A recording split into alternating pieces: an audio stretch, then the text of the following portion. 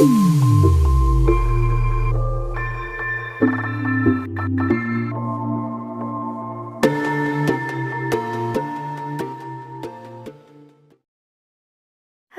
and welcome to my channel. This channel is all about reading audiobooks from Erin Hunter, or similar books. The book I'll be reading today is called Hawkwing's Journey, and it is a super edition within the series Warriors, written by Erin Hunter. Prologue.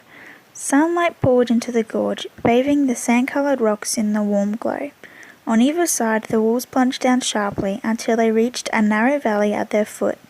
In the depths, water cascaded from a black hole beneath a pile of boulders, and became a stream that wound its way through the gorge until it was lost to sight among bushes and trees. A gentle breeze carried the enticing scents of prey.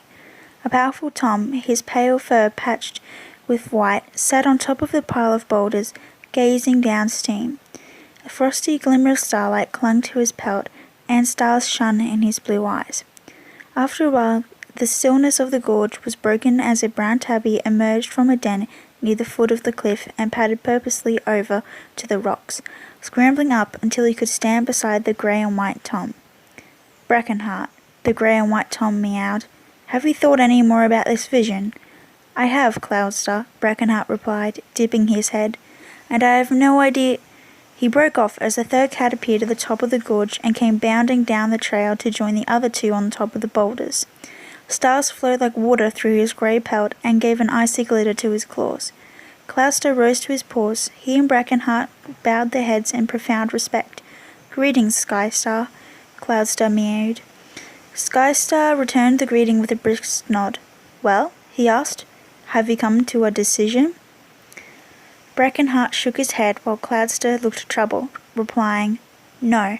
What we have seen is too terrible. There are no easy answers." "But an answer must be found." Skystar stood up straighter and gave an impatient lash of his tail.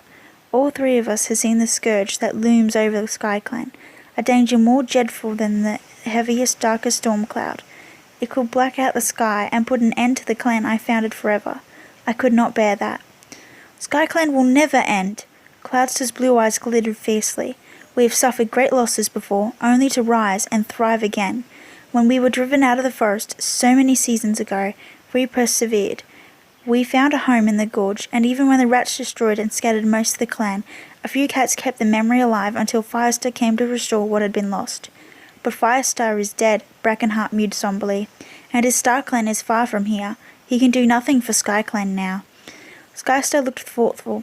"Then we must speak to SkyClan directly," he insisted. "They must be warned." "True, Skystar," Brackenheart responded.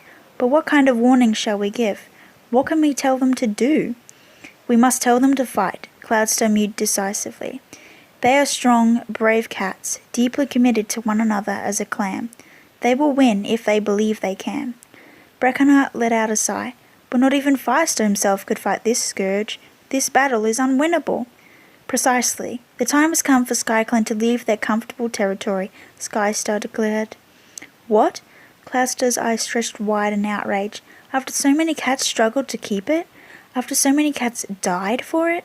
You want them to just leave, without putting up a fight? Everything comes to an end, sooner or later.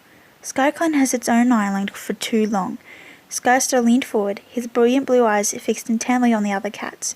"When I founded SkyClan, it was one of the 5 petals of the blazing star, and all of the clans thrived as they worked together.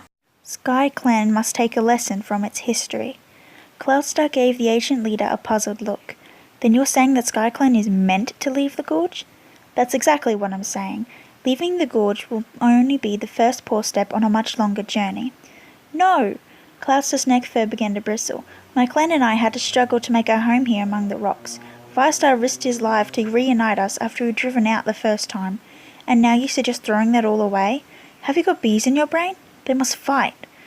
Brackenheart nodded in vigorous agreement. "I was SkyClan's last medicine cat before rats drove us out of the gorge. After all we went through, how can you expect me to stand by and watch as my clan is driven out a second time?" Skystar listened impassively to Cloudstar's heated outburst and Brackenheart's desperate protest. His voice was quiet and steady as he replied, "No.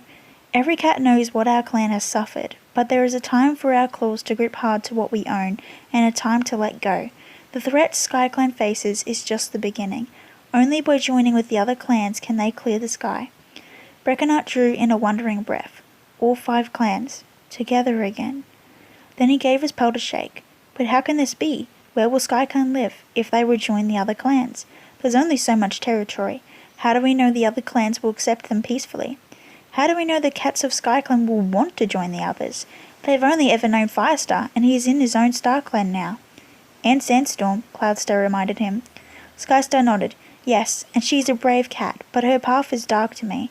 It is to Firestar's kin that SkyClan must look now. For when fire dies down, there are still sparks that remain. And you are right that SkyClan's path will be long and difficult. That is why they must start now. He paused, staring into the distance. They must find those sparks, or their future is terrible indeed.